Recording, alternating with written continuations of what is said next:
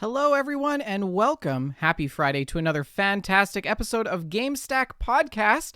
This is episode 41, E3 Eve, you guys. We are your hosts, myself, Vendertron, and joining us this evening is the beautiful Shalene. Hello, hello. And also we have the wonderful Rick. Howdy, dowdy. And I don't know. Oh, okay. Yeah, it's good. And two very special guests with us this evening, Setsua28. Hello. And Sean Mobsby. Hi, everybody. So welcome, guys. Guys, how's your week? It's Friday. It's been a week. It's been a week. It was 7 days that passed. Oh, boy. Well, Shalene, you're on holidays now, right? Yes, I took off a little bit early from work today to finish getting ready for my E3 travels tomorrow. Are you excited? I'm so excited. I'm also really exhausted, and already I haven't even gone yet, and I'm already exhausted. I look at the schedule and I'm like, oh gosh, what have I done? You know but that I'm very excited. It's going to be great. You know that scene in Titanic when the chopper lands on the boat and then they offload all of the luggage trunks? That's what I imagine will happen when you land in LA. Basically, I don't think you can see it in the screen here, but I have a pile of suitcases over here. It's a problem. It's a problem. Yeah. How about you guys? Setsua, Sean, you guys had a good week? Oh, my week has been pretty good. I've been recovering from a little bit of a sickness, but other than that, it's been pretty decent. Not too bad. That's good. Well, I'm sorry you're feeling under the weather. Oh no, it's fine. It's basically almost gone. I have about like a little bit of medication to take, and then I'm pretty much done at that point. Yeah. How about you, Sean? I've just come off a few days off, so yeah, I'm doing all right. But that's working grand. Weekend though, so. Oh, well, guys, it frickin' snowed here today. Yeah. Oh wow. It's June and it snowed. I'm not complaining though because half the province is on fire and we need the rain/snow. So bring on all of the moisture. We need all of that moisture. Because things are getting pretty dire. People are being evacuated from their homes and wow. It's crazy. But on to more positive things. We've got a couple of things to mention this evening. We are doing a thing on Sunday, guys. Rick and I are hosting the Bethesda E3 live stream hosted by WJLG with special guests Mistress LeBeau, aka Liz, and also Tim Twig. So they're going to join us, and we're going to go live an hour before the actual conference. So you can join us right here at twitch.tv/WeJustLoveGames at 5:30 p.m. Mountain Standard Time, 7:30 Eastern Standard Time.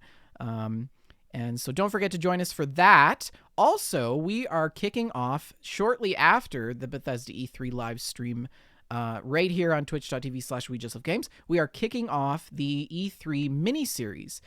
So Shalene's going to call in all the way from Los Angeles, and Rick and I are going to have her on for about a half an hour each night of E3, and she's going to kind of cap off the things from the day, her impressions, her experiences, what she liked, what she didn't like, how lunch was with Todd, you know, the selfies that she took with Snoop Dogg, all of those wonderful things. Do you have anything to add, Shalene? Not really, just that I'm looking forward to it. I have a whole bunch of appointments and demos scheduled, so yeah, and we have a time for that too, don't we? We've got. We were planning to do it at 7:00 California time. Right. So that's what, 8 Mountain, 10 Eastern?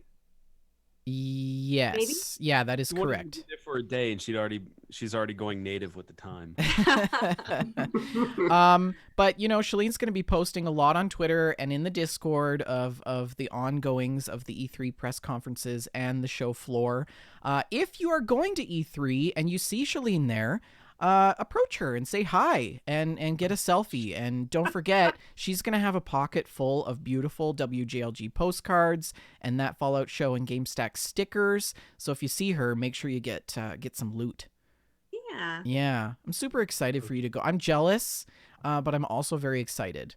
I really wish you guys could be there too. That's the one damper on this experience is that you guys won't be joining me. But Well, next year, 2020, I just hope that if it's not going to be in LA, I hope that it's still somewhere in California, because then it'll be nice and warm.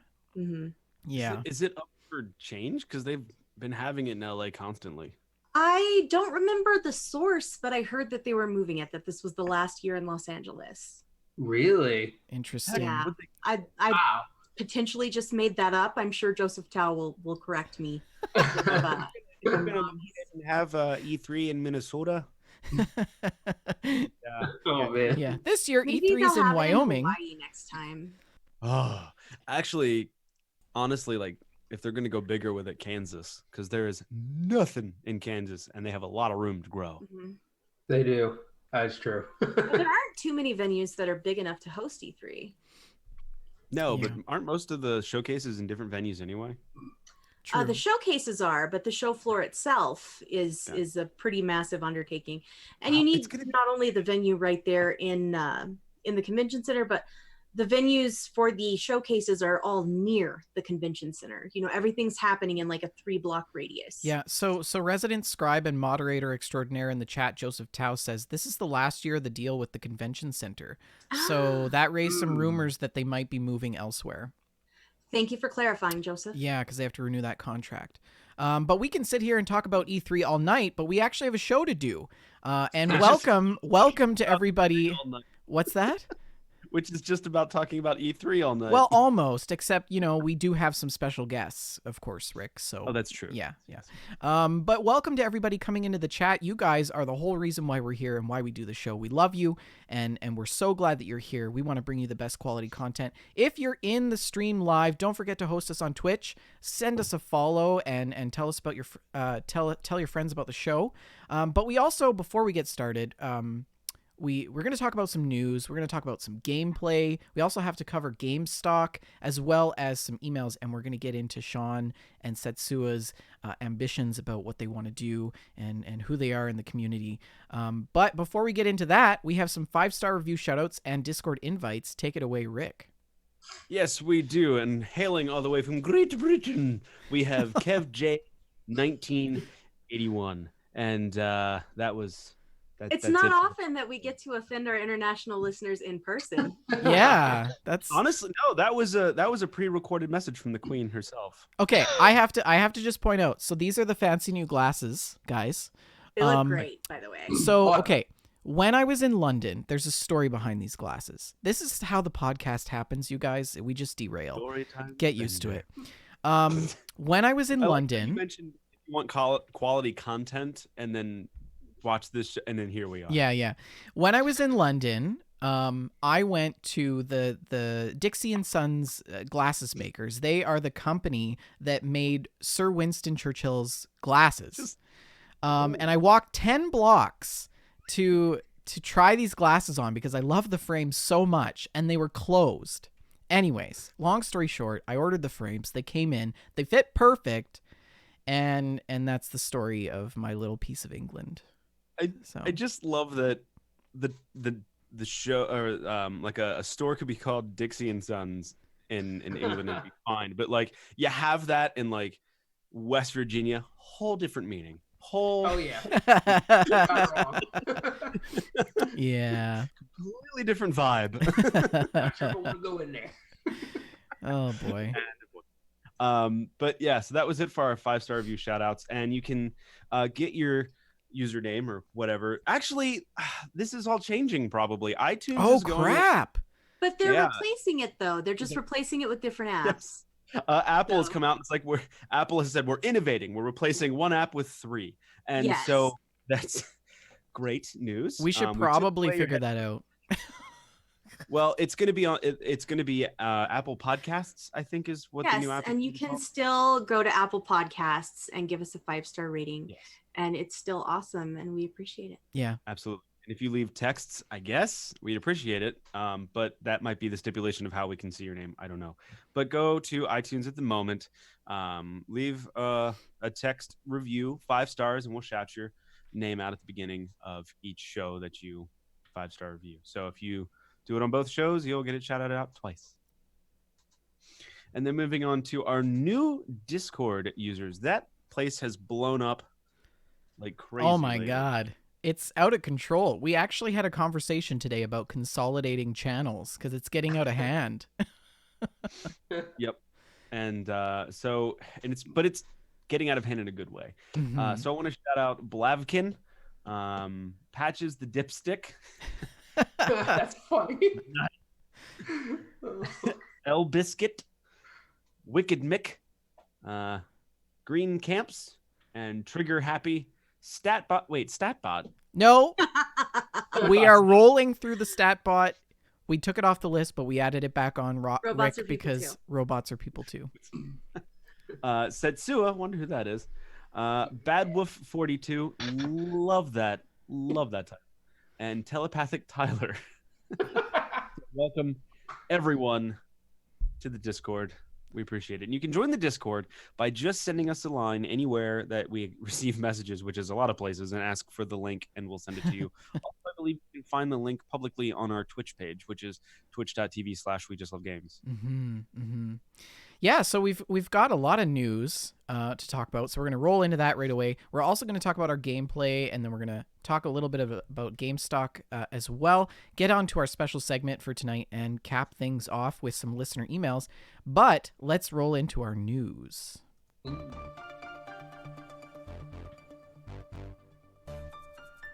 Shalene, what's going on in the gaming industry? Well, we have a bunch of new games coming out. Are we skipping those for now and going back to them, or? Right, Rick, what's going on in the gaming industry? Passing the ball around like baseball practice. All It's right. almost like we've been doing this for years. Oh, no. A ton of new releases during the month of E3, and I wanted to do all of them because some of them are just glorious in name. So let's go ahead and get started. And some of these are already out. So June 4th saw a lot of releases that day. Stay in the Light, which is on Steam Early Access for PC. You have The Elder Scrolls Online. Where is it located? Elsewhere. And Nice. Xbox One. That's all I can think of. Whenever I see that title, it's just like, where are we going? Elsewhere. How do you say it, though? Is it Elsewire? Is that... No, it's Elsewhere. It's elsewhere, isn't it? Wow, Yeah, that's... I feel like that is just like a inside joke that the devs... Anyways, I'll continue. swear about my jeans. You have Warhammer Chaos Bane for PC, PlayStation 4, and Xbox One, also out already. BattleTech Urban Warfare for PC on June 4th, and an Automatopoeia game called Perchang on the Switch. That's also out. Trident's Wake, the official launch, because apparently they had more than one on PC. And that was on February 21st, apparently, according to our show notes. Lovely, accurate. They are. Wow. The Legend of Heroes, Trails of Cold Late but never Steel. forgotten. Oh, guys, here we go. I got to take a breath for this one. PlayStation 4, it's already out. The Legend of Heroes, Trails of Cold Steel 2. Nice. Love it. Persona Q2, apparently it's quarter 2. New Cinema Labyrinth, which is a place where it's really hard to find what movie theater you're actually supposed to go to. That's on the 3DS. We've got Most cinemas are a bit of a labyrinth, though. To be frank. Well, Frank's Theaters, which is literally what it's called near me, is pretty simple. It's like one hallway with a couple of theaters on either side and comfy chairs. So maybe it's just me and my propensity to get lost. Probably. Good luck in LA. We have Reventure. Reventure. So we're gonna venture out, but then we're gonna reventure. We're gonna get through this. This was also the official launch because they had a couple other failed ones, I suppose, on PC. Then there's Conqueror's Blade on PC. Borrow Trauma, which is on Steam Early Access. What do you think borrow trauma is? I think it's someone who's been mortally wounded by a barometer and you have to do emergency surgery. Wow, that's Borrow. I mean, barrow in my profession means something totally different. But I won't go into details on that. It's a little bit too gruesome. I was gonna go with borrowing someone's trauma for some reason and get really dark, but I don't know if that's it. Borrow trauma. Maybe it's like a spin-off of Futurama. Oh, that would be Futurama? interesting. Futurama? Hey, that would be a great game. Futurama. But wouldn't that be an interesting concept of the mechanic of the game is taking on other people's trauma? That would be interesting. Wasn't that Psychonauts? It's like, Tuesday. here, let me hold your burden. I am sworn to carry your burdens. So it's just a game about Lydia. Also on Steam Early Access for PC, which is already out on June 6th, is a Tom Waits game, Hell Let Loose. And then also on June 6th, that came out already for PC, PS4, and Xbox One, is Toki, which is a game about Canadian weed. Really? No, it's just Toki. I don't think it's about weed at all. Okay. June 6th, also, we see Road to Guangdong. Oh. There you go. I don't know if that should be on this list, Rick. Road to Guangdong. And also Journey, which is kind of interesting. Journey to Road to You can Guangdong. go your own way. And then Hue, which is on the Switch. Games that came out today. Octopath Traveler, which is on the PC. An Omen Sight Definitive Edition, because the other ones weren't enough, on the Xbox One. And then coming up on June 11th, we have Run Jump Rabbit Turtle, which sounds like a interesting game. It sounds like it sounds like a physics game. Sounds like a children's book. It was Run, named- jump, rabbit, turtle. Did you guys ever play with those toys where it's like red square, green triangle, and you got to put the shapes in the ball thing, and I had the talks one to that you. had the arrow in it, and you'd pull the string, and it would spin around. It would land on something, and it would be like, yeah, turtle. yeah. I used to force the round pegs through the square holes. I had a little tool set, and I would use the hammer. I had a slinky once, but I straightened it. Oh boy. And then we have Battle Worlds Chronos on the Switch on June 11th. Also on June 11th / the 14th, I guess it's going to have some sort of delayed release on one of the consoles, but is Verlet Swing, PlayStation 4, Xbox One, and Switch. And also on June 11th, you have PC, PlayStation 4, and Xbox One, Kingdom Come Deliverance Royal Edition. Whatever happened to that game? It was supposed to be something so epic, and it just kind of. A lot of people played it and liked it. Oh, okay. Yeah. That reminds. A man was born, he lived, and he died. A lot of people liked it. You know what? That is the state of play these days. Is like it came out, it was really good. But that's good though. That's like how it used to be. Anyways, Game continue. came out, everyone loved Banjo and Kazooie, and that's all she wrote, and they made another one. Yeah. But this one is the either you could say it's the Royale with Cheese edition. Mm. Anyway, on June 14th, we have World End Syndrome, which is on the PlayStation 4 and Switch. Yeah. We have Mini Mech Mayhem coming out on June 18th for the PSVR, and also for the PSVR and PlayStation 4 is Luna on June 18th. Another site comes out on June 18th for the PC, PlayStation 4, and Xbox One. And for for PlayStation VR, you have Vacation Simulator coming out on June. Hey, you could play that on vacation, Shalene. So sad. You know, when you go to that awesome hotel pretend. that you guys like to go to, the casino. You know, you could bring your. That is so sad. It really is. You ever wanted to go to Versailles? Now you can. Hey guys, there's something to be said about VR and Google Maps. I'm just saying, if you ever wanted to scale the pyramids, But they could have called it something better than like Vacation Simulator, because Vacation Simulator just like personifies the fact that I can't afford to do anything but sit in my living room. Well, But we could go to the other. You could go to the other end of the spectrum. Today on Twitter, I saw a game that's in development called Pigeon Simulator 2019, and you basically are a pigeon, and you poop on stuff, and you eat bread, and you fly into windows, and that's the game. That sounds amazing. Rats of the Sky.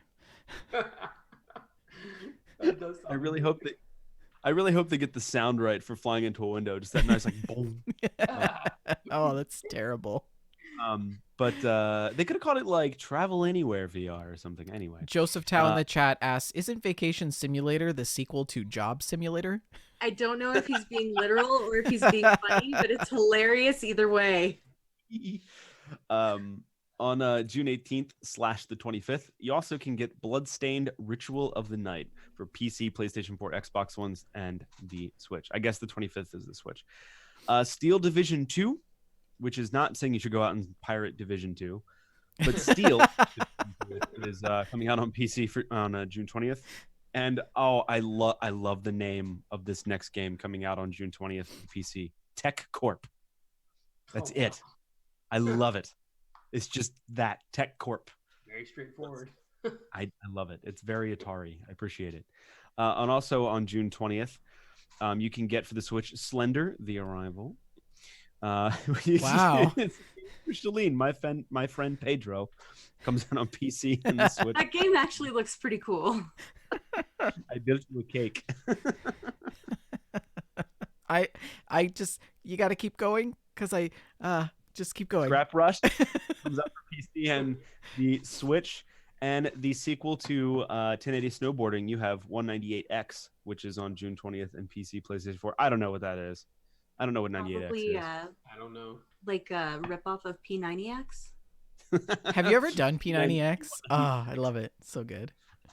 On June 21st, you can get Triton Survival Steam Early Access on the PC, and then you can get Crash Team Racing Nitro Fueled on PlayStation 4, Xbox One, and Switch on June 21st. On June 24th, you can get Heavy Rain for the PC. You can also get Siran So Far Away, Kagura Reflections. Jesus. But it's Reflections with an X. Okay, here's a little tip for everybody developing games. You got to be able to say it Reflections. if you want it to sell. You know, The Sims, #1 seller for like a decade. I'm just saying. On June 25th, you can get Monster Jam Steel Titans on PC, PlayStation 4, and Xbox One. You get The Revolution on PlayStation 4, Xbox One, and Switch. Also on June 25th, Judgment Project Judge. Oh my God. On PlayStation 4, and here's another example of how not to name your games. Samurai Showdown, but it's SHO down. Like Showdown. Like, no, I think I see what they're doing here. Like, Hogan. yes, thank you. I know, but it's problematic. On PlayStation 4 and Xbox One on June 25th. June 26th, you'll get Shadow Fencer Theater, which I guess you're just shadow boxing on PC and Xbox One.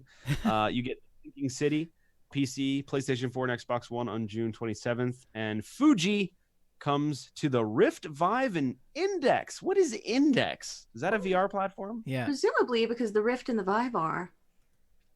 I would assume so. That's on June 27th. That's the first time we've ever had a release on something that wasn't on a major platform. I hope Well, that's like a volcano tour simulator. I would just like to point In out that case, I'd want Tour de France 2019. Super excited Tour de about that. France. I'm very excited about that. Dakota 42 in the chat says that the Index is the new Valve headset. While we're in the chat, I'd just like to acknowledge our new listener that is just coming in, Bilbo T. Baggins. I know, right? I know. We don't talk about it. We have child humor here. Geez, this name is so bad. Wartech Fighters on PlayStation 4 and Xbox One and Switch on June 27th. F1 2019, PC, PlayStation 4, and Xbox One. And also on June 28th, you get Super Mario Maker 2 for the Switch. Fantastic. Wow, that is quite a list. Do you need to take a break? Go out and take a walk or something? Or No, I'm good. okay. I can do more. I mean, just after doing these for many months, please pick better names. Just for I think we should rename like new game releases for the month of. It should be like what not to name your game for the month of. There's a couple good ones in here, but like Wartech Fighters, it's so bad. Anyway, Judgment, Project What? Judge. Judgment Project Judge. I've never heard it called Project Judge. Like, I've actually got Judgment pre-ordered. I'm one of the rare people who pre-order stuff. I know it's terrible, but it looks awesome. But I've What is it never on any. It's basically set in a Japanese city, and you're basically playing a detective. Heavens. and it looks awesome. Like, but I've not in any of the adverts seen it called Project Judge. Interesting. weird. No Isn't idea where that that's the come game from. from the Yakuza guys? Yeah, I think so. Yeah. Cool. Well, look, a lot of this was assembled by Joseph Tao, and we just assume he is always right. And we also want to Usually acknowledge is. all of the Probably hard is. work that he puts in because we didn't do that at Absolutely. the start. So thank you, We Joseph would just Tao. be sitting here twiddling our thumbs if it wasn't for him. Quite literally, yeah. He's probably more right than me on this. Trust me. Joseph Tao is always right. That's the thing. He's just always spot on. He knows his facts. That's why we always go to him with all of our questions. Yes, it's true. Yeah. So anyway, we have some. I couldn't figure out a way to segue out of Yeah, that. I'm sorry. segue. Speaking of free things, You made it awkward, you guys. It was that pause was already awkward. yeah. Yeah. So free games this month on the PS Plus, PlayStation Plus. You get Borderlands: The Handsome Collection, which I think is going to be absolutely worth it, and Sonic Mania as well. So those are two good ones this month. Anything with Sonic is fantastic, and Borderlands is just a good time. Xbox games with gold. You get EA Sports NHL 10. You can just forget that one because who plays those games? June 1st through the 30th, it's available. And then June 16th through July 15th, you can get Rivals of Aether. Aether. Yeah, with- That's just like Acer with a lisp. Aether. Guys, look Backwards at my compatible. What? nothing. Look at my new Aether. I'm sorry. I just can't help myself. My new PC, it's an Aether. Anyway, backwards compatible Xbox 360 games. Portal, still alive. June 1st through the 15th. Get that. It's awesome. Earth Defense Force 2017, June 16th through the 30th. But spoiler alert, it's 2019. Apparently, you win. Now, I'm just okay. gonna jump in here and say that you guys and your puns make me need an aspirin. Earth. Okay, let's just. I just want to ask anybody who's listening who has actually ever played Earth Defense Force 2017. We win. Please write into the show and tell us what this game is actually like and if it's good, because it always seems to crop up in the list of games that we. Fighting giant bugs. And if anybody wants an entire mod pack for Earth Defense Force, just send me a personal message because I have a humble bundle for it that I'm never going to use. So, yeah. Josh and Erotic in the chat says you defend Earth. No, duh. Like I said, it's 2019. You know we win. That's just good reporting. On the Twitch Prime, the next 9 months of Nintendo Online are available if you claimed it for the first 3. Aegis Defenders, or Aegis, I guess if we're saying silent A's.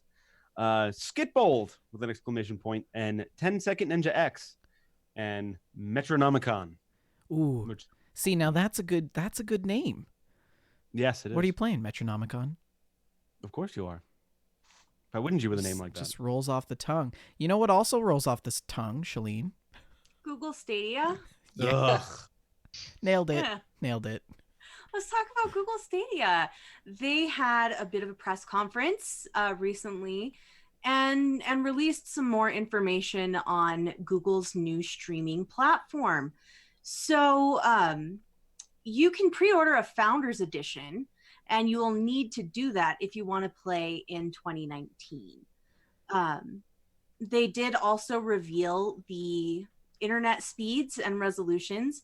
If you're rocking a 10 megabyte connection, you've got 720p and 60 frames per second with stereo. With 10 you want- megabytes? Yeah.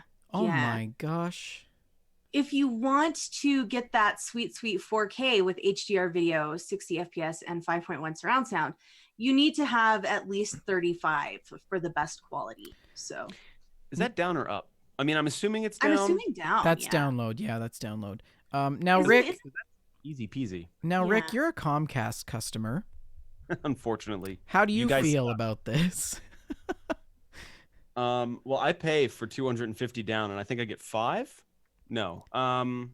No. I mean, this is better than I thought. Every time I've seen a streaming game platform, play anywhere kind of thing come out, they've always died really quick because the infrastructure wasn't there or the support wasn't there. You're relying on a lot of server-side connections, so there's a lot of money in there. Granted, Mhm. these small-time startups, they didn't have Google money.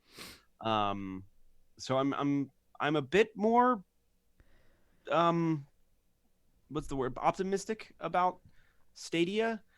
I just think Game Anywhere with the highest graphics pipe dream is still a little far off, especially when here in America we don't have just fiber running everywhere. Now, what if I told you this? What if Google and SpaceX were working together?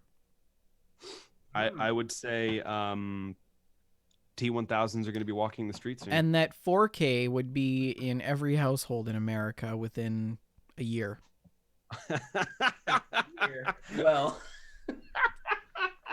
dude, capitalism runs America, so that's not happening. Well, I mean, Comcast. There's a reason why they call it Comcast. Pretty much. Sorry, It's not even Comcast. It's Capital Cast, man. They own their monopoly. Yeah, and nobody's doing it's anything about terrible. it. It's terrible. Technically, Xfinity. You know, We Xfinity. have a lot of problems up here in the north. We have a lot of throttling of ISPs and things like that as well. One of the things that I find very promising about Google Stadia is that they have buy-in from some AAA games, you know, like Doom, Assassin's Creed, Tomb Raider, Final Fantasy. Those are big names, and those are, I think, what is really going to help jumpstart this piece of technology. I don't know how disruptive it's actually going to be. $10 a month. I don't know about that. So Setsua, Sean, what do you guys think about Stadia?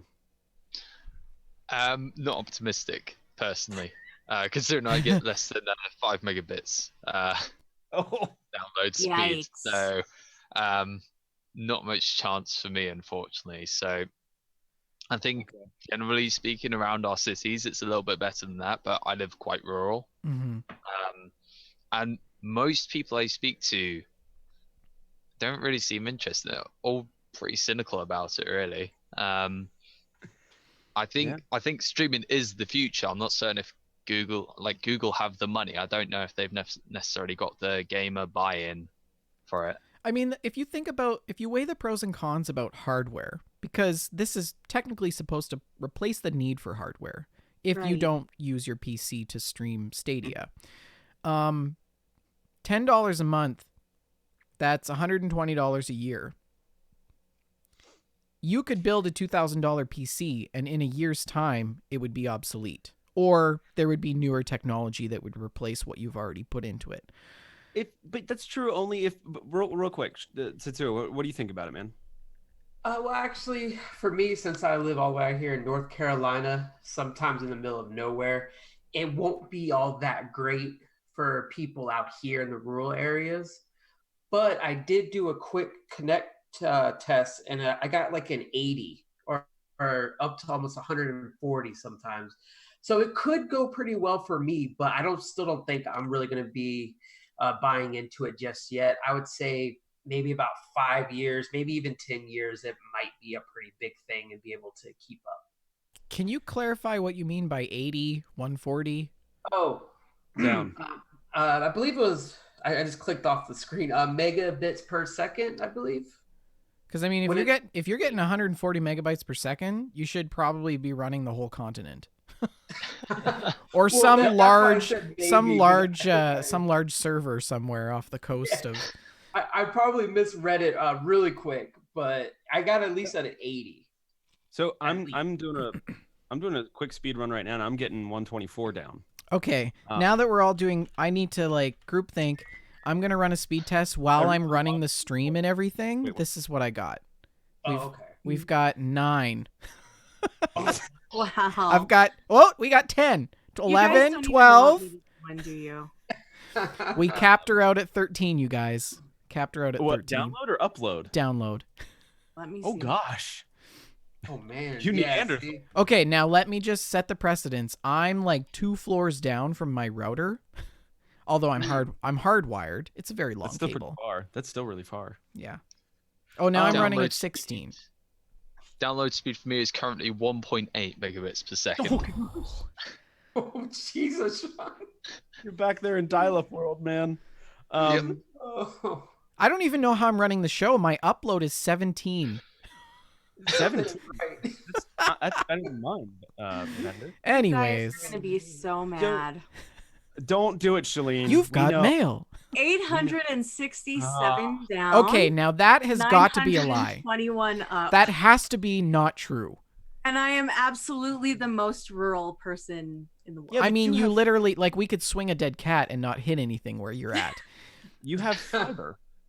But here's the thing, and I think we're all boiling this down to the fact that infrastructure is by far and large the major issue here.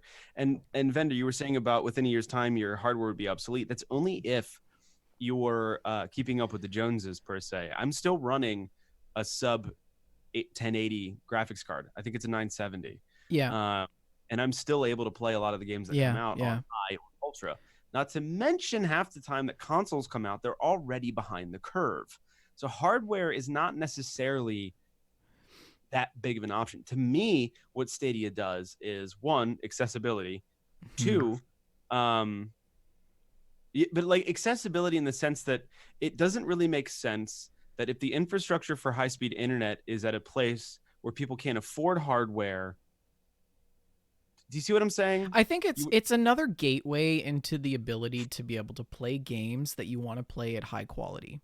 The thing that's magical about Stadia, about the idea of Stadia, is that it removes the barriers to entry for gaming. Yeah. And I think it has the potential of not necessarily, I'm not sure that we, people who listen to gaming podcasts are necessarily the target audience for Stadia. I think that Stadia has the potential of spreading gaming to a wider audience through this accessibility that Rick mentioned, because they don't need to know how to build a PC or how to install drivers or anything like that. They can just open their browser, and everybody knows how to open their browser.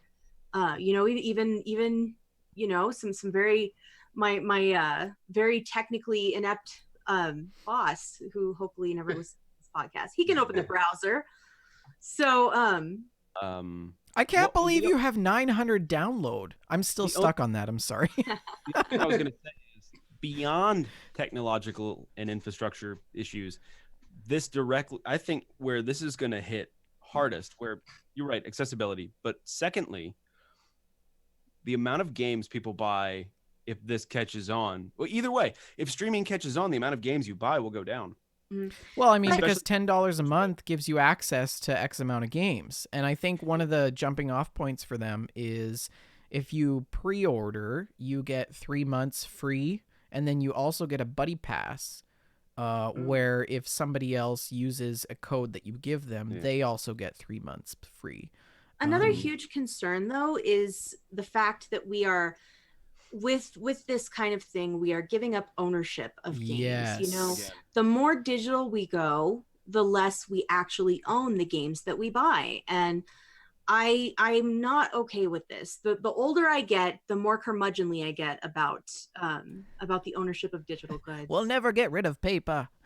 Well, I've also heard that even with the new iTunes switch, where you're getting 3 apps for the sake of one, even the new iTunes or the new Apple Music, you don't actually buy music anymore through it. It's a subscription package. You know who we have to thank for all of this is Netflix. Yeah, I was just about to say, like, all the conversation about stream noise circles back to trying to be the Netflix for gaming, but doesn't Netflix like make a massive loss every year? Like, well, I think that's why they're breaking the ceiling on gaming. They're developing the Stranger Things game, and now they're having more of those decision-based tree games like What's His Nuts Out in the Wild and things like that. And Black Mirror. I know what game you're talking about. Black Mirror is also decision-based. And they're making their own series. I mean, one thing that you guys just mentioned with Netflix. I mean, we're all talking about the lack of ownership, but we don't seem to have an issue with not owning movies anymore. The other side of that coin is look at what Netflix has been able to allow creators to do. They've given them a really crazy platform to have freedom of will to make things that would probably never otherwise get made. So it's a toss-up, man. It's change. I just don't know if if we're ready because of how many times we've seen streaming services fail, and infrastructure. Because again, gamers are definitely a lot different than moviegoers. We're a lot more. And every time we ever seen wanna- this subscription based stream cloud computed gaming, it's always been on a platform that's never been as big as Google. So who knows? Well, you know what I'm gonna play on Stadia when it comes out? What? Destiny 2, which So- has cross save. So you're getting it? I mean, It was just do a segue, Bender. Work with me, people. ruined. Ruined. You are our resident Destiny 2 expert. So, do you want to run us through these Destiny 2 changes? Me? Is that a no? No, I got it. Fine. So Destiny 2 is going cross save, which means it's not cross play, but if you play on your PlayStation 4 and then you jump on your PC, you'll be able to access the same save, which is pretty freaking cool. I love it. I can play solo on my Xbox and then jump back into a PC game with you. It'll be great. Mhm. That's The other cool. side of that coin is the base game, which is fantastic, is now free to play. Hmm. Nice. And it is So that The means I base- should probably get it then. the base game itself is certainly worth playing as a standalone single player. The characters are awesome. You know, anything with Nathan Fillion in it is worth ingesting in some way, shape, or form. So that's pretty cool. And even so, I'm trying to remember the prices. The expansion is $35, but if you get the season pass, it's $60. So you're basically getting a free game, spending $60, and you're getting a whole other bunch of content. But yeah, so it's standalone. It's pretty cool. They've and embraced also, the label of MMO for this game as well. So, and then on September 17th, you're going to see the new expansion, which is just Bungie expansion. No Activision involved there. No stain or taint of Activision. Oh my lord. Is this? What's the word I'm looking for? Like, that's not the word. Taint's not the right word. it is the right word. I mean, you're just Tarnish? doing a chuckle because you're a child. Tarnish. Shadowkeep, which is set on the moon, which is so 50 years ago, and it features the return of the fan favorite space wizard Eris Morn. So if you play Destiny 1, it all kind of circles back around to that, because Destiny 1 took place on the moon. Huh. And you don't need to buy Forsaken in order to get Shadowkeep. Something that I heard, and I don't see it here in this article, but it was something that I heard, is that we will be able to play some of the Destiny 1 story in the Destiny 2 engine. I don't Did you hear that also, or did I just make that up because I wanted it? I haven't heard that from my sources, one of them being my wife, who is actually a bigger Destiny 2 player than I am. I would trust her expertise there. What's up? Go ahead, Rick. Go ahead. I was going to say Destiny's gotten to the point where it's like you need to play this game a lot to get the cool things over and over, and then what do I do once I get the cool thing? Well, keep doing the same thing you just did. Yeah. So I'm not a fan of that gameplay. So a lot of people are, and that's fine. But I think with the new Shadowkeep expansion, is going to be more story focused than the last round of content that they just put out. So awesome, fantastic. Well, you know what? I've been playing a lot of these new AAA titles lately, and I'm not feeling it lately, guys. I feel like I would rather roll back and feel some nostalgia and play some great retro games. Thundertron. What should I do? I don't know, man. Like, I really recommend maybe playing some Sonic or, perhaps some Judge Dredd. If only I had a way to play those games. Well, you could play it on the Sega Genesis Mini. That's right. The Sega Genesis Mini is a thing, and they have announced the final 12 games in the lineup. It will be a full library of 42 games for the Genesis Mini. That is so exciting. And I'm just going to read off this list really quick. Yeah. Sonic the Hedgehog, Echo the Dolphin, Castlevania Bloodlines, Space Harrier 2, Shining Force, Dr. Robotnik's Mean Bean Machine, Toe Jam and Earl, Comic Zone, Altered Beast, Gunstar Heroes, Earthworm Jim, Sonic the Hedgehog 2, Castle of Illusion, starring Mickey Mouse. World of Illusion, starring Mickey Mouse and Donald Duck. Contra Hardcore. Thunder Force 3, Super Fantasy Zone. Shinobi 3, Return of the Ninja Master. Streets of Rage 2, Landstalker. Mega Man, The Wily Wars. Street Fighter 2, Special Championship Edition. Ghouls and Ghosts. Don't laugh. Sorry. You're throwing me off. Alex Kidd in the Enchanted Castle. Beyond Oasis. Golden Axe. Fantasy Star 7? 4. 4. It's a Roman numeral, so. The End of the Millennium. Doesn't speak Roman. Sonic the Hedgehog Spinball. Vector Man. Wonder Boy in Monster World. And the new titles that were announced are as follows: Tetris, Darius, Virtua Fighter 2, Alicia Dragoon, Monster World 4, Kid Chameleon, Yes. Road Rash 2, Eternal Champions, Columns, Dynamite Heady, Strider, and Headley. Light Crusader. Okay, which ones are you guys excited about? Nah. And Golden just Axe, maybe. to finish this off, launches on September 19th for $79.99. Batteries not so- included. Hmm. Have you guys? Yeah. Okay, has anybody here played Sega Genesis? Played on a Sega Genesis? I mean, I grew up on a Sega Genesis, I so used all to of play these at games friends' are houses sometimes. familiar to me. It wasn't my main jam. The NES was my main. Gents? I was probably on PC at the time more. Whoa. So, yeah. Damn. Yeah. So I'm not really sure. Like I've heard of Golden Axe. I did play Fantasy Star. It's like I've heard of Golden Axe. I believe played on it PC. Was that like a Macintosh 2 or something? I mean, when Sega Genesis know- came out, I mean, Mac was just making its debut. Man, I believe it was like a Packer Bell computer. I don't remember. I was That's really glorious. young. I was really young, to be fair, man. That's good. I That's just know good. my grandma set me up for the computer and said, "I'm going to teach you." And I Yeah. was like, okay. The first PC game I ever played was on a Macintosh 2, and it was Sim Ants. Oh, And you had to build an ant farm. Yeah, Wow. it was glorious. Yeah. And Sean, was that called the Sega Mega Drive for you? Well, I was -3 at the time, so Oh.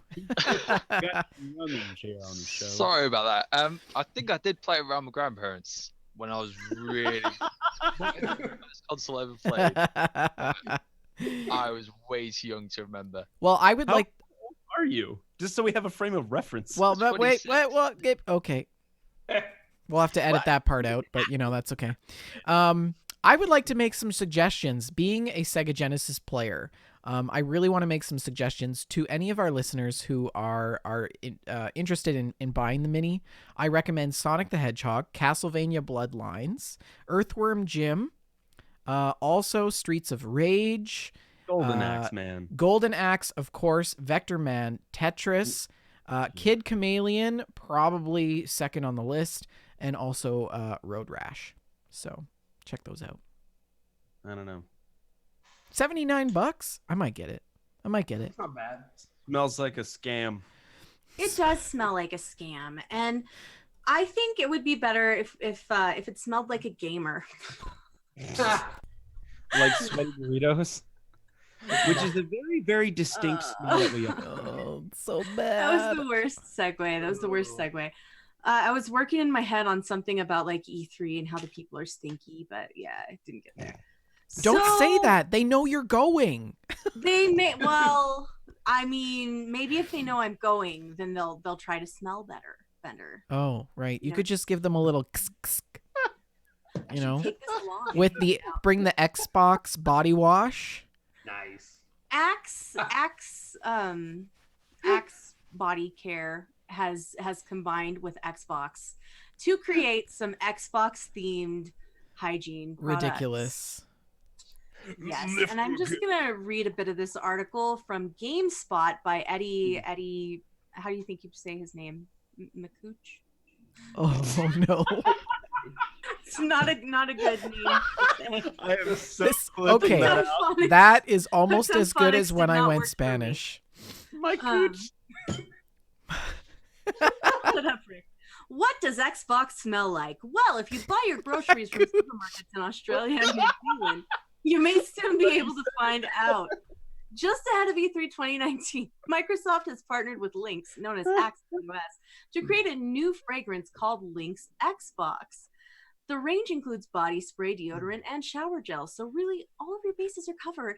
The official description is simply delightful. Lynx Xbox is a fresh scent of pulsing green citrus, featuring top notes of kaffir lime and winter lemon, aromatic herbal middle notes of mint and sage, and woody bottom notes of patchouli and clearwood.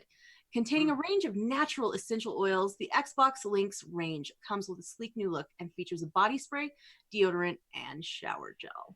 So I feel like them describing this with such elegance and eloquence is like when a company tries to do that with their double IPA beer rather than just saying, yeah, it tastes like soap. Okay, can somebody explain to I me? just can't, you guys. Why did they do this? Can somebody explain to me why Microsoft feels the need to make money off of hygiene products?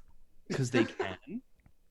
And people Is there will some buy sort of social phenomenon? I mean, perhaps maybe gamers are stinky. So I'd just like to read this little tweet here from Seamus Blackley, who was the creator of the original Xbox. He says, "I seriously and honestly have no comment. I have no idea what a comment would even be on this. I'm frankly thinking of just going and drinking heavily at this point." All right. So here's, and I'm not being rude. This is just, to me, this is their target audience. The hardcore esport, the people who buy into the energy drinks up their game, kind of like that's Yeah. their target audience. It really is. It's the Rockstar energy. Well, and Sater in the chat hits it on the head and says, it's capitalism. Oh, well, of course, but I'm saying that's their target market with it. It's also advertising, because even if this product line is not something that sticks around, we're all talking about it, and Yeah, we're all bad press. talking about Xbox. So what you're saying is next week we're gonna see like Sony baloney in the in the What we're deli. saying- You know the old saying, I don't care what they say about me as long as they spell my name right. No, what we're saying is good move, Xbox. Yeah, touche. I mean, I really don't even have. Yeah, I mean, let's just drink heavily at this point. The Axe body spray is a real thing that you can buy, but you know what's not a real thing? Death Stranding, the game. It's just a series of short films. We know this. We've known this for years. Short films starring Kojima's friends. I will not believe that there is an actual game until it's in my hands and I'm playing it. But they've released a trailer. It's very convincing 9-minute trailer. So I'm sure all of these gullible people out there believe there's actually a game attached to this Death Stranding series of art films. And they've actually also started selling a collector's edition that comes with a like a fetus in a jar, like a What? like a life-sized like baby in a jar that you All can of Kentucky cringed. you put it on your desk. And, Like, can you imagine trying to get that across the border? I don't. Like, vendor, I'm gonna send you this fetus, but it just has to mean- go through customs first. I would love to have been in Alabama a couple weeks ago and just walk through a crowd of people and have that just accidentally fall out. of my Or like backpack. string it around your neck on like a Just like chain imagine or having this in something. your house and like the Jehovah Witnesses come to the door and like Hold on, let me have show this you my thing on your fetus. mantle and like Met my baby. why? His Why? name is Pete. Oh my Isn't he god. big? I can't. That's I weird. can't with this thing. It's Right. Okay. Well, that's the end of the news. We're gonna run on to some things that are not as creepy as baby in jars, like the Gamestack segment.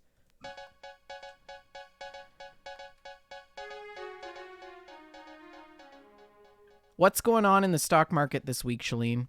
Things are looking good, vendor. Sony is at 48.86. All of these prices are in US dollars, by the way. That's up $1.41 since the last show. Microsoft is at 131.50, up a dime since the last show. Nintendo is at 45.34, up 70 cents. I don't think that is in US dollars. I think that's in a different kind of currency. because Nintendo's usually in the 20s in US dollars. Take-Two is at $111.65, up almost a dollar.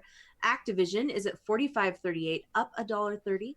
Ubisoft is at $82.79. Again, that's not US dollars because it's usually about $18 in US dollars. So that's a different kind of currency.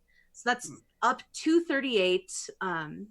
And EA is at $97.40, up 41 cents. Ooh, so things are looking up in the stocks. I don't know if you guys heard about GameStop, but they tanked by 40% this week. So things are looking bad for them. Yeah. Not a surprise. I know. Didn't they RIP get a- GameStop. Go ahead. Didn't they get a buyer? Did they? I don't know. I kind of remember. Yeah, they had some offers, I thought. Hmm. I don't They remember maybe off got the one top of my head. What? Setsua? Oh, sorry. I thought you were talking so. No, they did at one point, but I believe the buyers dropped out a Good while move. back. Yeah, I mean, Oh. that would be a smart business decision. Yeah. Jeez. Yeah. Yeah, Shalene, you still have your investments, do you not? I do. I still have my 3 Sony stocks, and they're still underperforming. I have so much regret about buying these 3 Sony stocks.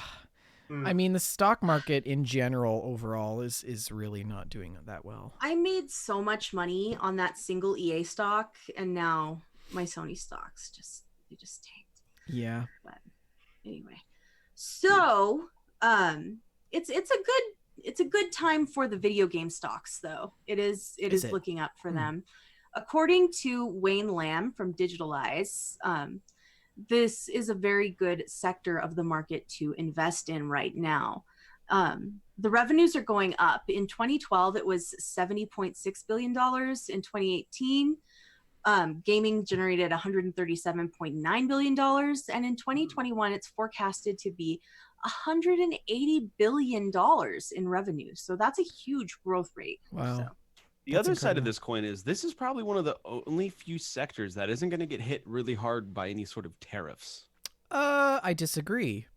Also but- disagree, yeah. I How? disagree because a lot of consoles are made in China and a lot of PC hardware parts are made in China. That's true, but I'm not talking about game development. I'm talking about game development, like because EA, Ubisoft, Right. In the digital Nintendo. world, I think seems almost impervious. Plus, there's so much current stock on Xboxes and stuff like that. It's not like they're Mhm. clamoring to ship more over. Yeah. You bring up a good point. I mean, I just know from my work in the guitar industry and stuff that we're all kind of nervous about these. So I just was thinking about that in this regard, that there's less to go wrong, I think, in this area, which is interesting. Well, guys, besides the stock market, I would love to know what you've been playing. Yeah, Let's start with our let's talk about our gameplay. And we'll start with our wonderful guest, Setsua. What have you been playing? All right. Well, I've been playing Assassin's Creed Odyssey. I'm very new to the Assassin's Creed series. I never really got into stealth games all that much until Black Flag came out with all the pirates. So what I've been doing in Assassin's Creed is just basically getting used to how massive the world is. It's an amazingly beautiful game. And it's just like on the Xbox X. It's something about that 4K just brings it out and adds oomph to it. It's an amazing game so far. Really enjoying myself. It's a work of art. And any other games? No. Nothing that comes to mind? Sadly, Shalene, I seem to remember you recommending Assassin's Creed to me. The Assassin's Creed series is glorious. I love it. It's one of my favorite series of all time. I've played about 2 hours of Odyssey. I streamed it, actually. And I put it down because I wanted to catch up on the rest of the series, which I'm going to do someday. I will. one of the interesting Big game. things that I find about Assassin's Creed now is that you can go and see the Notre Dame intact. And it's kind of a little bit of piece of history digitally captured Very cool. that you can't see in real life anymore. So The thing about Odyssey and Origins as well is that they are very different from previous Assassin's Creed games. They've adopted an entirely new gameplay style. The combat is a bit more Souls-like. It's not as punishing as a Souls game, but the gameplay loop is rather similar, combined with the open world that you expect in a Ubisoft game. So, Yeah. I do miss some of the more stealthy aspects. Yeah. Sean, what about you? What have you been playing?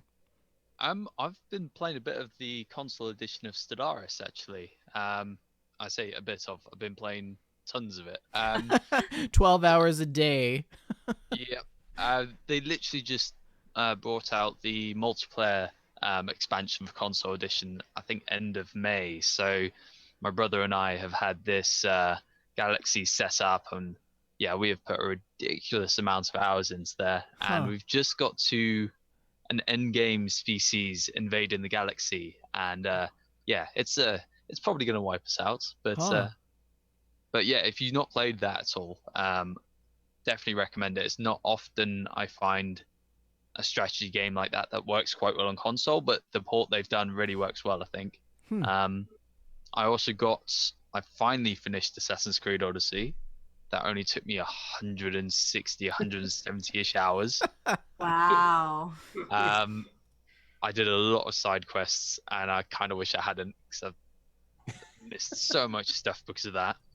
Jeez. And yeah, my next game I'm getting into will probably be Persona Q2, which I picked up today. So yeah. Nice. Awesome. Thanks for sharing. You sound like a very adventurous gamer. I am not an adventurous gamer at all. You know what? I have to challenge you on that point, Rick, because I would say in the last couple years you've kind of come out of your shell and you've played a lot of games that Shalene and I play. Like what? Ark, Touché? Division. Have you played not Division? Detroit Become Human. Have you played? No. Oh, okay. Well, no. And you've hung out in the Life is Strange, Days of Our Life is Strange, things like that. That's because I like watching you two make horrible decisions. I would love for you to play Life is Strange sometime and see how differently it goes for you. Would come out like a shining star.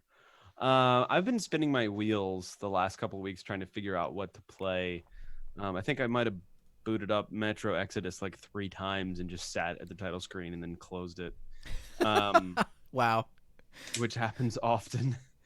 I've played 10 minutes here and there of No Man's Sky. I'm still waiting for my Space Western game. Let's see. The game I played the most lately was I started Hellblade again. Oh. But I put it on the hardest difficulty. Oh. And only died once, which was great. I put a bunch of survival mods on Fallout 4 to make it harder and survivally, and that's been interesting and fun. But I played that for an hour. Yeah, I haven't played much. It's pretty much it. Just Hellblade. Oh, I started The Sims last night, and hey, that's cool. Tune. I don't know. I just trying to. Oh, I played Andromeda for like a second while watching The Expanse. Yeah.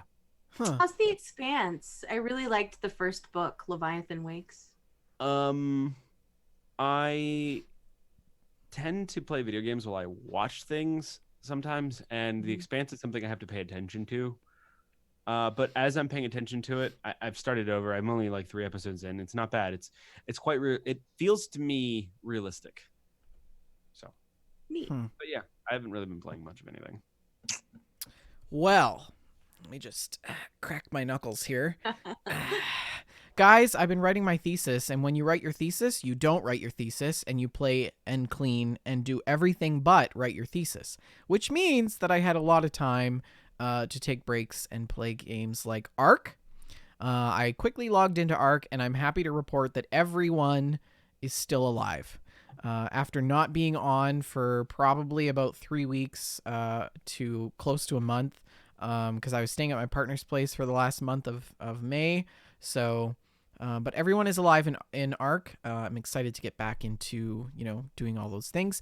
I also tried out for the first time Ark Mobile on my iPad, which I have to say is not that bad. It's actually pretty good.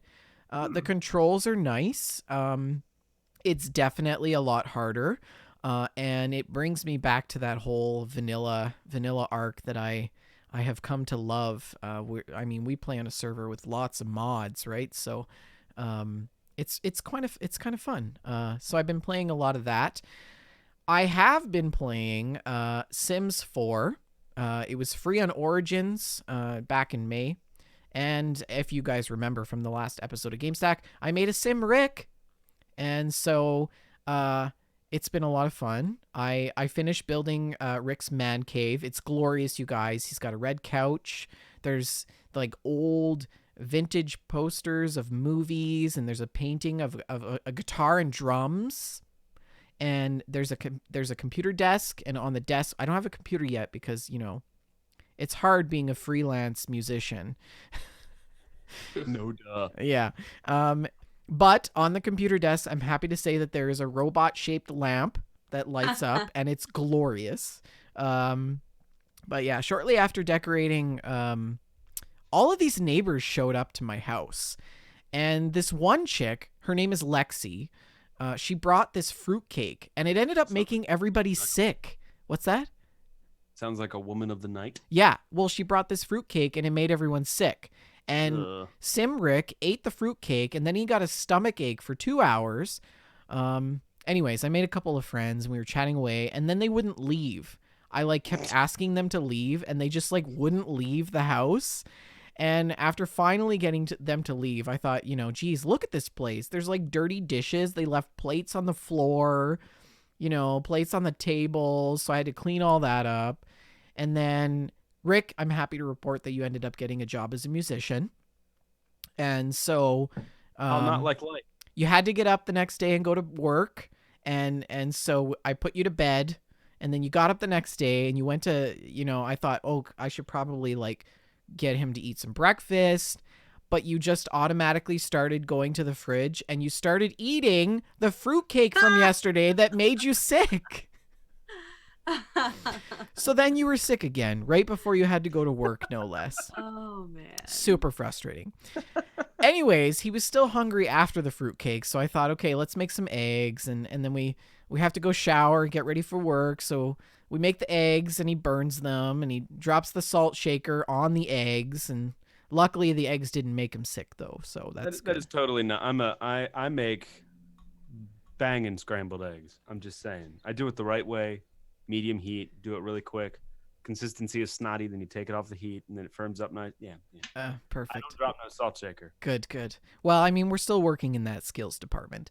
But I get Rick into the shower, and he's showering away, and I'm looking around on the outside of the house just to sort of, plan out some landscaping, and all of a sudden I hear this whimpering. And it turns out Rick is crying in the shower.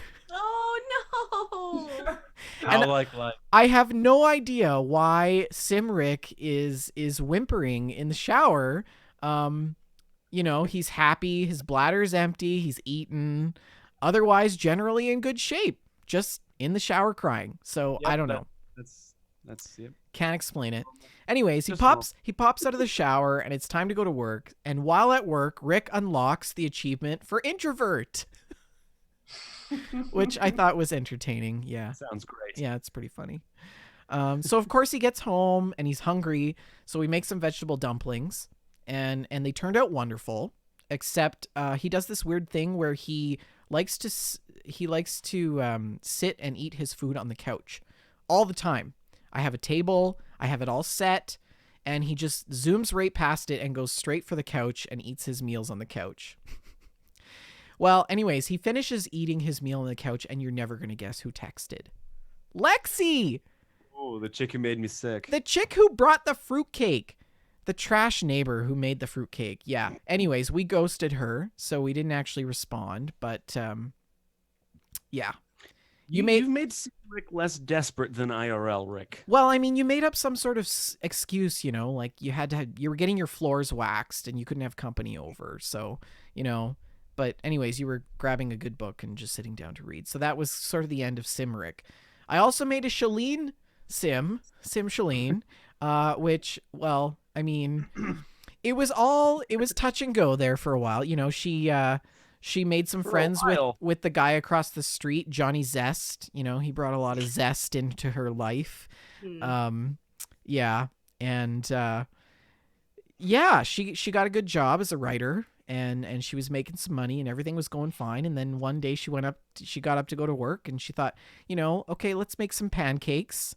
And she caught on fire, and she burned to a crisp, and died making pancakes. And it was this really tragic thing. So Can I just say that burning to death while making pancakes is so on brand for me?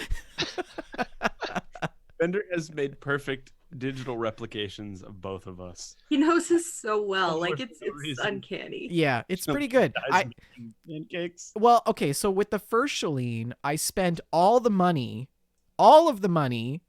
on makeup. And so she had all this makeup on her dresser in her bedroom, and the rest of the house was empty except for a sofa. As she flashes the makeup for our audio listeners across the screen.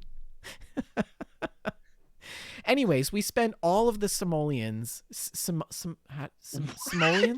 What kind of currency does That's the Sims currency. Simoleons. sounds a lot like- Simoleons? Yeah. use? I'm just saying, it sounds a lot I mean, like it colonial America. it was simoleons before it was cool. But anyways, she spent all the money on makeup, and so we had no furniture in the house, and she was washing dishes in the bathroom. It was just this tragic mess. Anyways, This is so on point. It's I just- I thought I would make a new Shalene. So at the last few minutes of my stream last night, I made a new Shalene, and she actually looks even closer, I think, to the real Shalene. And we moved her in thinking that the place would already be furnished, but it wasn't. All that was left was a pile of ash and an urn, and it was terrible. And she was all depressed, and that's the end of Sim Shalene. So I have more to report on the next episode of Gamestack, but that's my gameplay for the week. What about you, Shalene? I'm muted. Well, it turns out it's a lot of work preparing for E3, so I haven't had a ton of time, but I did take one afternoon to try something new, and I downloaded Void Bastards from Xbox Game Pass, the Xbox Game Netflix, the subscription service, and Void Bastards is really, really cool, guys. It's a really neat game. So, it has this really great comic art style, and when you see a comic art style in gaming, it's usually a 3D art style, like Borderlands or something like in the Telltale Walking Dead games. But in Void Bastard, it's 2D, but you play as a first-person shooter. Basically, Jeez. it's so bizarre, and it's kind of it feels a little bit random, but it's not entirely random. It's a bespoke world that's been hand designed, and the enemies are unique, and gosh, it's so good. You play as basically a prisoner, right? You're on this prison ship, and you're basically a little packet of powder, and they pour you into thing and rehydrate you as a prisoner, and you're alive again. And it gives you some random traits, sort of like, I think Darkest Dungeon would be a good analog. And you have maybe a strength of some kind, but one of the characters that I played was a chronic smoker, so he would just cough randomly. And so I would be trying to sneak my way by the big enemies, and my guy's just like, and they hear me and they attack me, and gosh, it's fantastic. I highly recommend Void Bastards, especially if you have Xbox Game Pass. It was a good time. I'll definitely sink some more time into that. That Yeah, sounds like a that's lot of pretty much it fun. for me. That's it for your gameplay? Yeah. Oh, man. Well, I guess we should move on to the most important part of our show, our special Yes. guest segment. And we've got Setsua and Sean here with us, as you guys know. They've been through the show with us so far, and so we share a common interest. You guys like doing podcasts. We like doing podcasts, and we decided that we thought it would be a good idea to have you guys on the show And because WJLG and Gamestack and TFS really represents a community of gamers. And what we really like to do is sort of promote and help others who are interested in starting their own podcasts. And so that is something that you guys have planned in the works. And so why don't you tell us a little bit about what your ambitions are? All right. Well, yeah, definitely thanks for having us, by the way. We've had a lot of fun on here. I definitely look forward to coming back if you guys will have me. Yeah. For Did you say no, Rick? Nah. Go away. You're not welcomed over here, Setsua. Yeah. If that's your real name. For our podcast, it's just me and Sean. We basically go into really detail on gaming news. Basically, I mean, it's like basically what we plan to is talk about in detail and kind of argue points, certain things. Sean, if you want to. Yeah, I mean, we were originally brought on with a network to do a console-focused show. There were 4 of us, but as we've been planning that, it's kind of fallen away. So it's just me and Terry now. But yeah, essentially, we want to do a console-focused show where we talk about console-related news. So E3 specifically is going to be big for us, Right. and we're quite different opinions on a lot of stuff. So we want it to be a lot of talking about the news from different perspectives and seeing if we can find some kind of consensus between us. Excellent. It'll be a bit of a debate. Exactly. Yes, yeah. That's the word I was looking for. But we want it to be like friendly as well. Like, we're good friends. We both think a lot of the time the problem with the games industry on the internet is it's always at war with itself. And yeah, we kind of want to have a show where we can prove that you can have these debates and it still be amicable and still be friends afterwards and come to a little bit of a shared opinion. Why consoles? Like, why focus on consoles? I mean, originally the network we were brought on for wanted to do a console-specific show because they were originally quite PC focused. But also it's both of our primary ones. So I've always been more of a console player just because it's cheaper. Yeah. To be honest, I know in the long run, obviously PC games are cheaper if you can keep the hardware going. It's expensive. So I've spent so much on my consoles that it would probably be about even at this point. But that's fantastic. That's why I started with consoles. Yeah. There's absolutely a space in the podcast marketplace for a console-focused show. I think a lot of shows tend to focus more on the PC side. Yeah, I think that was the thinking for the network we were originally brought on with, but they've kind of done stuff, taken a hiatus. Yeah, so we're going to try do our own thing. We've both done some podcasting before, but I've not done anything for 2 or 3 years. Cool. But yeah, we're really excited to start this. So let's just kind of take a step back. And so what kind of got you guys into gaming? Where did it kind of all begin for you? For me, I didn't really grow up that much into games, to be honest. I was always way more into sports, and then I went off to university and knew nobody. And I had my little PS3, and I hopped down to the local game store, picked up Skyrim and Mass Effect 2. Okay. And pretty much went from there. Gateway drugs. So you were late to the game, in Definitely, other words. Yeah. That was good, right? That was good. Come on. That was good. That's a good one. For me, I started gaming when I was about 5-6 years old. Not hardcore, obviously, because I was 5 or 6. But, I would say officially started hardcore in 1997 with Ultima Online. I'm a huge MMORPG gamer. Okay. It was one of the very first games that I remember really getting into because I came out of a really bad situation as a kid. I hit my preteen age years, 1997, and then after that, I've just gamed every day basically for my whole life, Yeah. even up till now. Like I have not Yeah. stopped at all.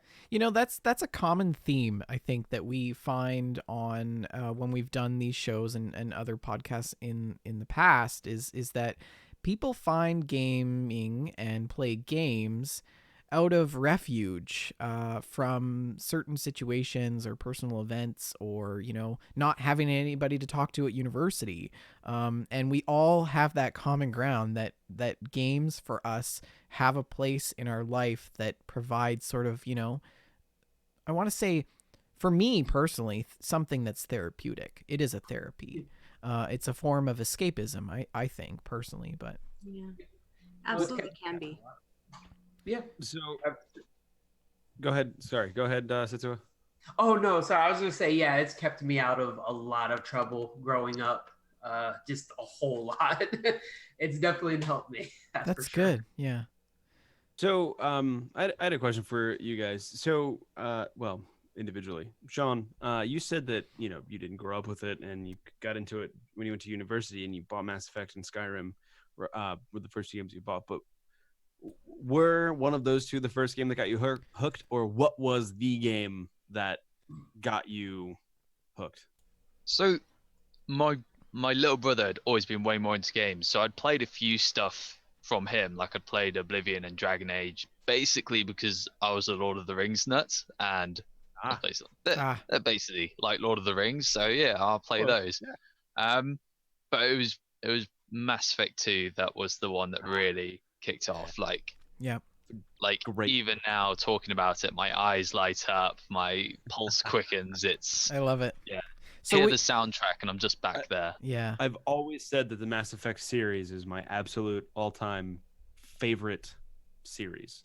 Mm. The 1, 2, and 3. Huh. One of my favorite things is listening to people talk about what they love. Yeah. And I'm so glad to have some guests on the show to share this with. So for you then, it was the Mass Effect series.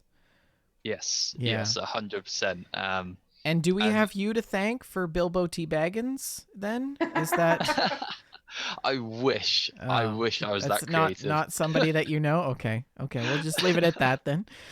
And Setsua, what was the game that got you hooked?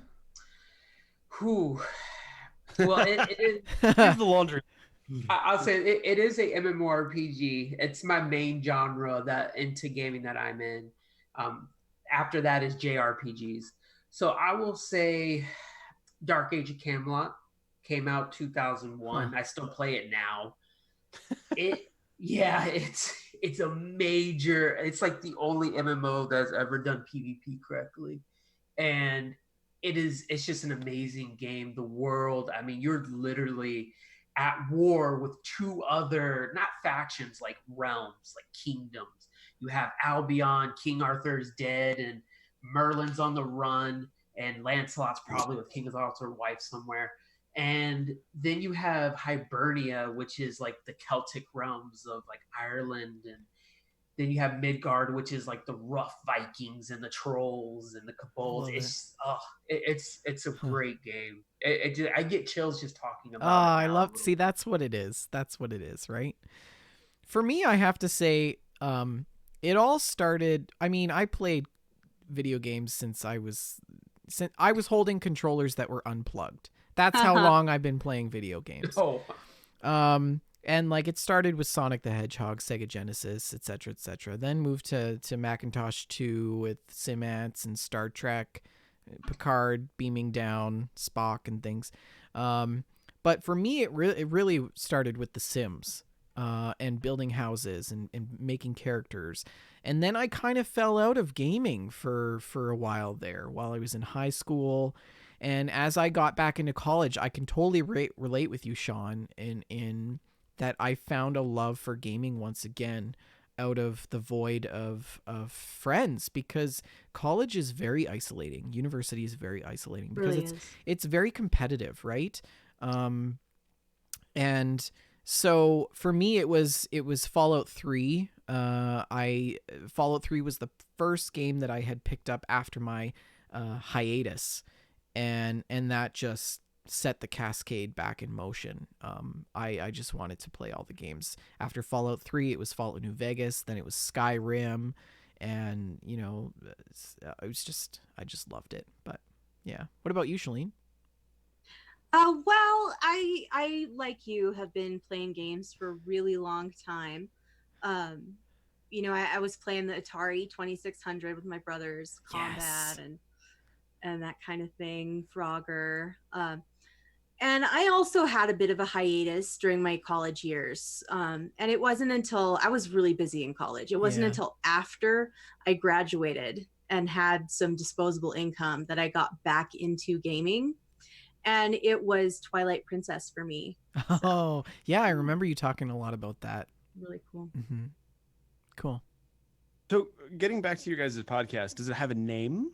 And like, when are you going to start doing it? And give us the rundown on all that. Yeah. All right. Sean, if you want to take that over. 'Cause Yeah, the name for the podcast is going to be Console Quest. Mostly because the genres both of us gravitate to are RPGs, and obviously it being console focused. We're mostly leaning towards streaming on Monday nights at the moment and recording it all then. Are you gonna? Will it be a live podcast or? Yes, Ah, yes, okay. it will. We're still negotiating around the times because obviously being from the UK, it's Right. very early morning for me. Yes. So we're trying to fine tune that a little bit and just work out the structure of it a little bit. But yeah, I mean, so Monday evenings for you guys, Tuesday mornings for me. Console you'll be Quest. in the future.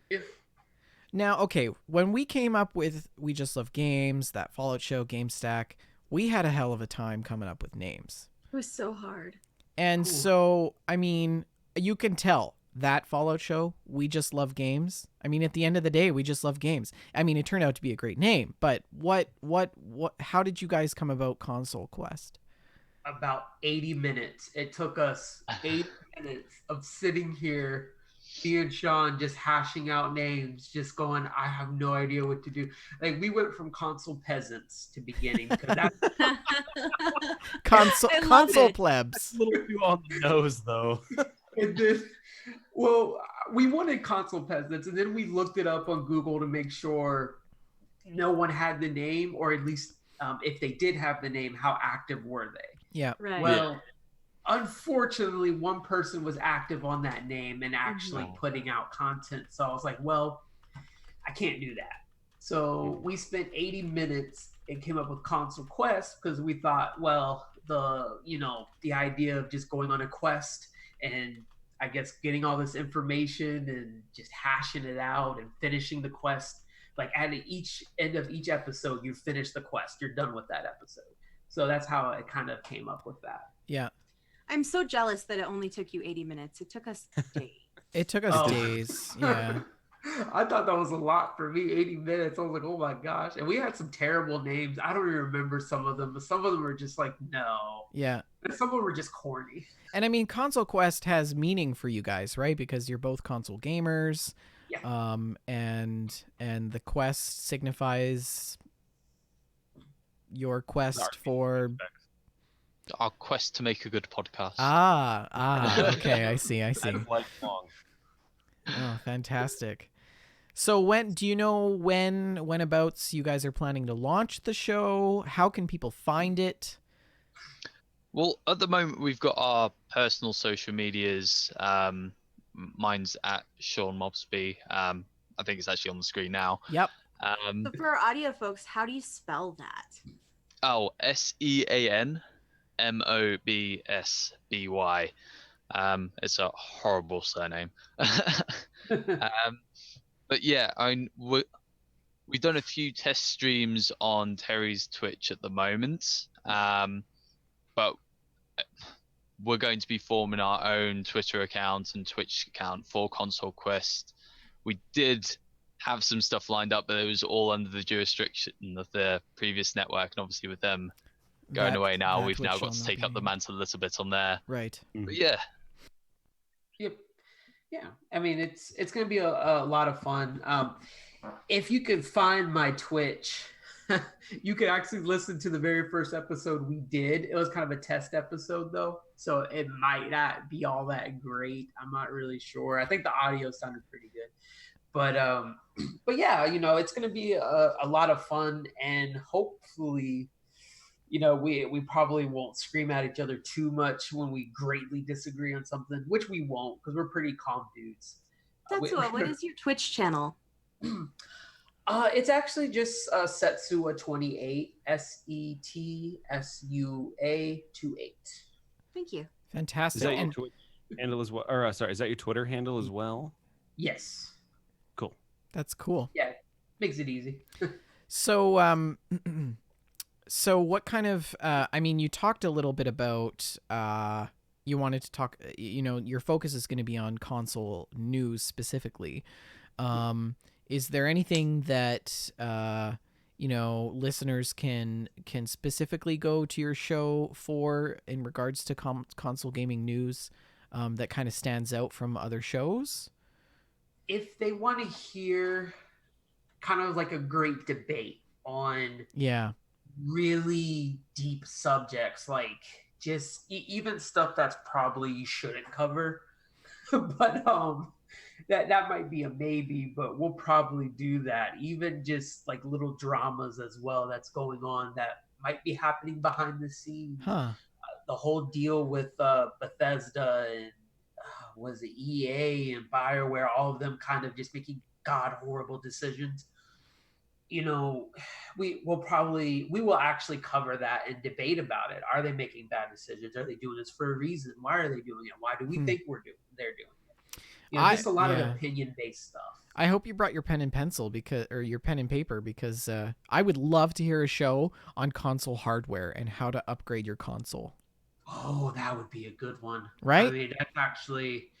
I'm not good at hardware too much. That's why I switched over to console personally. But I would actually... That's a good challenge. I would actually... Well, so I've got a PS3 and a PS4. And my PS3 is a workhorse. It stayed with me through Fallout 3, Fallout New Vegas, Skyrim, and then it died. The disc reader on it went. And I found this guy on Kijiji. I don't know if you guys know what Kijiji is. Does anybody know what Kijiji is?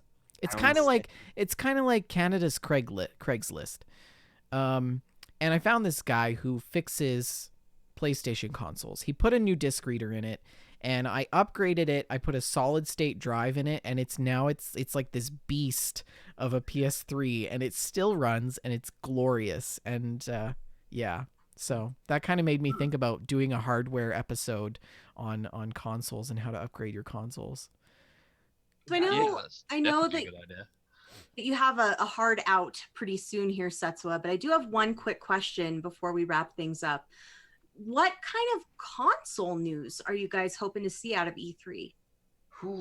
Well, for hoping or expected. Well, for me personally, I am really hoping the rumor is true. Final Fantasy 14 coming on Xbox, I almost said Xbox X, but just Xbox in general. But that is one of the main ones, and Fable. I know they're gonna, I don't want to say have to, but they really should, if they have information, of course, to announce a Fable game, a new one. Even though I think Fable 4 would probably come out next gen, I don't think it'll come out this year. Definitely not this year. I think they just started making it in 2017, I believe. So those are my two main ones. I can't think of any other news that I could think of. But definitely the Final Fantasy 14, mostly because I'm also planning to start a podcast on Final Fantasy 14. Oh, okay. Excellent. Yeah, I used to have one a long time ago called Chocobo Nights, so I'm reopening that one with the Dungeon Crawler Network is who I'll be doing that with, and they're helping me kind of put that together. Great. Fantastic. And Sean, any predictions? I think we're probably going to be hearing a lot about xCloud and streaming in general, as a lot of the industry tries to mitigate some of the attention that's gone towards Google Stadia. Yeah. I don't think we're going to see any hardware yet. I think all that will be early next year before we see anything on that front. In terms of what I'd love to see announced or shown, Dragon Age 4. Just give me Dragon Age 4 and I'll be all right. I really want more Dragon Age. Order. Yeah. I So was in love. yeah. Ooh, it's a tall order. So real quick before we head off into our listener emails, you guys mentioned you're going to be on Twitch. Are there any other media platforms in which people can access or find out about Console Quest? Actually, I would say it's just Twitch for now. I was gonna do YouTube, but there's a lot of things kind of going on with that. So Will what I'm your gonna do is what Shalene gave me a really good idea, and I am gonna do that. I'm actually just gonna take the episode and just put it on YouTube and not really touch it after that. okay? Just Yeah. kind of put it there and That's see what how we do. We it. just port it to YouTube. Yeah. And Yeah, it makes it easier. So it's just gonna be Twitch for now, and maybe later on, if I start getting certain things going, I'm gonna put it on like iTunes and things like that in the future. Not iTunes because that'll be gone, but Sounds Apple ambitious. Podcast and Yeah. Android apps. Fantastic. Well, we Yeah. wish you guys all of the luck. Rick, comments? And I was gonna say, and for those of you listening, I'm going to, and for watching right now, I'm gonna have the handles for their Twitch and Twitters in the show description podcast as well for easy. Fantastic. Yeah. Thank you. Yeah. I appreciate that. So we've got one small listener email, and I guess I'll just take it because it's a single sentence. And Dave Bowbender says, "Hey all, I just wanted to say that I love to see the upbeat interactions between all of you. Keep up the great work." And so thank you for the email. If you would Now, like, I would just like to say, I'm sorry to cut you off, Fender. sure. I would just like to say that if it wasn't for Bobender's email, we would have had to read the spam from the Nigerian prince that wants to do a financial transaction for him. So please send us some emails, you guys. We That are, was no joke. That All was here. the spam we got. we're grasping I at didn't straws. try to do that anymore. Yeah. Well, I mean, I never check my junk mail folder, but I'm sure it would be an adventure if I did. It's vendor. You're in the healthcare industry. You should always know to check your junk all the time. Yeah. You never know. Right. Speaking of junk, we've got some announcements. I don't know. That's a terrible segue. It's not actually junk, but that Fallout show will be airing next Friday at 6:30 p.m. real time. That is Mountain Standard Time, or 8:30 p.m. Eastern Standard Time, right here on twitch.tv/WeJustLoveGames. And don't forget to join us on Sunday this weekend at 5:30 p.m. Mountain Time, 7:30 Eastern Standard Time for the live Bethesda E3 live stream with Mistress LeBeau, Tim Twig, Rick, and myself. Shalene will be soaking up all the E3 glory in Los Angeles. And so she won't be able to join us, but she will be joining us shortly after the Bethesda E3 conference live stream with the kickoff of the WJLG E3 miniseries. So that will go live around 7 p.m., I believe. Yeah. That's the plan, is to do it at 7 p.m. I think. Well, we'll see. We'll see about that. We'll keep a We're gonna have pry to on. play it by ear. Yeah. Yeah, It's going to alternate. I think it depends on how busy Shalene's day is. And it's really a mini series, so it's going to be a short 20, 30 minute. and we will be episodes. posting those on the YouTube and the audio feed for Gamestack as well. Yeah, and keep your eyes out for Console Quest. New podcast coming to ears, to your earbuds. And that will be coming through on Twitch to start. Hosted by yours truly in the chat with us, or in the stream with us, Sean Mobsby and Setsua28. You can find them on Twitter at Setsua SETSUA28 and Sean Mobsby SEANMOBSBY. And you can expect to see those that podcast and those episodes coming on Monday evenings live on Twitch. If you would like to send us an email, all you have to do is go to info@wejustlovegames.com. send us a little message. We'll share it on the show. We also have some social media accounts. If you don't already know, you can contact us at We Just Love Games. You can find Shalene at Shalene L, Rick at Rick McVick, and myself at Vendertron N. We also have some Facebook.com, or we also have some Facebook group pages. You can find us at facebook.com/We Just Love Games and facebook.com/groups/We Just Love Games. And as always, our Discord is the chat after dark. Very busy, people flooding in from all corners of the planet. You can find links for that on our social media as well. We record the show live right here on twitch.tv/We Just Love Games at 6:30 p.m. Mountain Standard Time, 8:30 Eastern Standard Time. So don't forget to join us next Friday and this Sunday for the Bethesda E3 live stream. You can also find the show on YouTube, iTunes, and Stitcher Radio, as well as iHeartRadio, I believe. Stay tuned for iTunes. That will probably be changing in some way or form, but we will keep you apprised of that. Don't forget to like and subscribe to the show. And we want to once again thank our guests for joining us this evening. Thank you, guys.